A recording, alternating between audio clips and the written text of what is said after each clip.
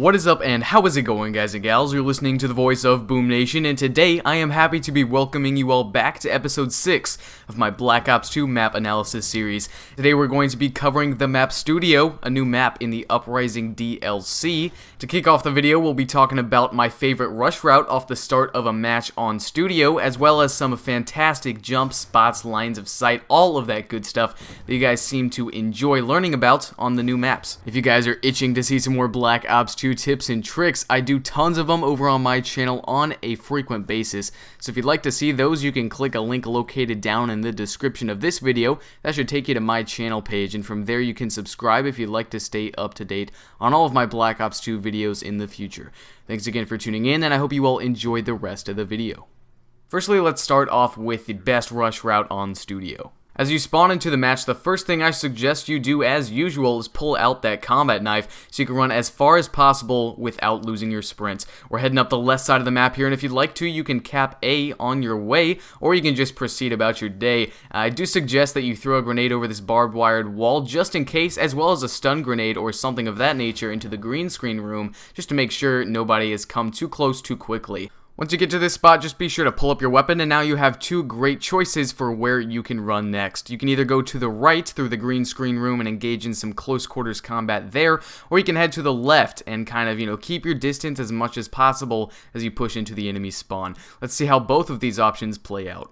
If you do decide to go through the green screen room, it's probably best if you have a submachine gun or a shotgun with you, because you will be engaging in some very close quarters scenarios along the way. However, if you do choose to go left, you'll probably be hugging the outside of the map as much as possible to put as much distance between you and the opposition as you can, because you probably want to have an assault rifle or perhaps the Peacekeeper for this scenario, something that's more suited for medium range engagements to give you the best chance of pushing into the enemy spawn successfully. Now that we've covered the best rush routes for Studio, let's talk about some of the best jump spots and lines of sight. So here we are on the seaside of Studio, and lots of people like to run down this flank route and through that doorway. So if you're ever trying to pick anyone off, whether it be search and destroy or any game type, I suggest you kind of come back here behind this wagon with these red barrels, and you can just peek through this little slit, and it's very, very useful, and they're never going to see you there. Now right here, this spot is actually not mine. I got it from T-Mart, but I figured it'd be stupid of me not to show it to you because it is a great spot. You just hop up on this poker table right here, you scoot to this bottom corner, and you can see down this entire passageway, which is really brilliant, especially for spawn trapping and that sort of thing. Now right here, I'm standing on the edge of another little tinier table, and it's intended for catching people that are camping behind this crate right here. Lots of people sit here, they guard C, when they're coming up this flank route, so if you ever want to take them out and without exposing yourself or anything, you can just hop up on this table, and with a little practice it gets easier and easier. And as you can see, I can see their head perfectly behind that crate, and it's just absolutely brilliant. You can see from the enemy's perspective, I am almost invisible as I blend into the background.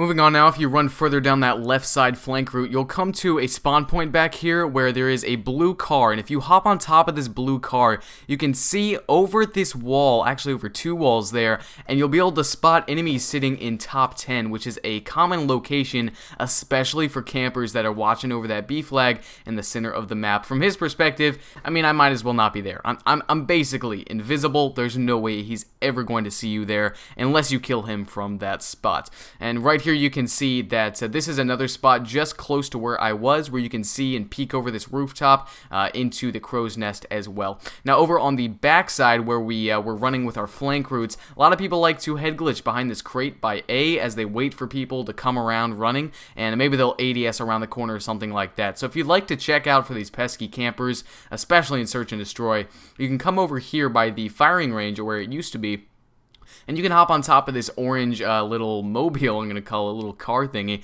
and you can look over this fence, this wooden fence, and spot them perfectly, and you blend in once again amazingly with that fence. From the enemy's perspective, you can see me moving around, and that's why I can, be spotted a little bit. But if I was standing completely still, my god, they are in for a treat, and the treat being my bullets. So now we're moving on to a really great spot for C4, which is incredible for taking out these campers that sit in top 10. As you can see there, I just kind of throw it and stick it onto this grate from the bottom floor, and it's actually going to blow up the enemy camping on the top floor. And you can do this in in all sorts of circumstances, I found that about 50% of the time I would actually get a kill with the C4, and the rest of the time it would just damage the enemy.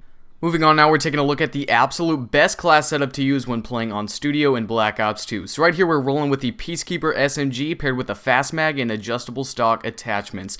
Now this thing is a freaking beast with its assault rifle range and its submachine gun maneuverability, and the adjustable stock really does a nice job of catering to that maneuverability and adding to it, giving you the extra strafe ability when you need it most. I really hope you all enjoyed today's video, and if you'd like to see more of these in the future, remember, you can always do so by clicking that link down in the description to my channel page. I really look forward to seeing you guys over there and talking and conversing, interacting with you guys more in the comments section. Thanks again for tuning in, and I hope you guys have a great day.